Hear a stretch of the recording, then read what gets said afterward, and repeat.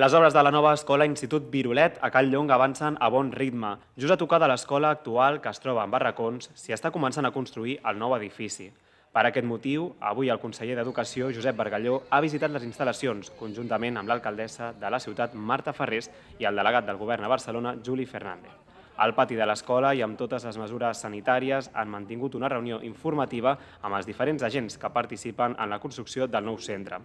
El conseller Bargalló ha destacat el salt que farà el centre en esdevenir també institut amb les noves instal·lacions. La més absoluta confiança que el pas d'escola a institut d'escola serà altament positiu, però seria un error nostre si no ho vetlléssim fins al darrer moment. És un pas molt important que modifica moltes coses, i entre les quals modifica la concepció de quina és l'oferta educativa i quin és el projecte educatiu. Des de l'Ajuntament, davant de les obres ja en marxa, han dit que el fet d'escoltar la maquinària és un molt bon símptoma. Molt content, i crec que també és just agrair tant a les entitats del barri com de forma molt especial als veïns i veïnes de Cal Llong també la seva lluita per aconseguir tenir el que cal a tots els barris, tenir l'escola, tenir l'institut. El nou centre educatiu donarà resposta a la demanda de places de secundària al barri de Cal Llong.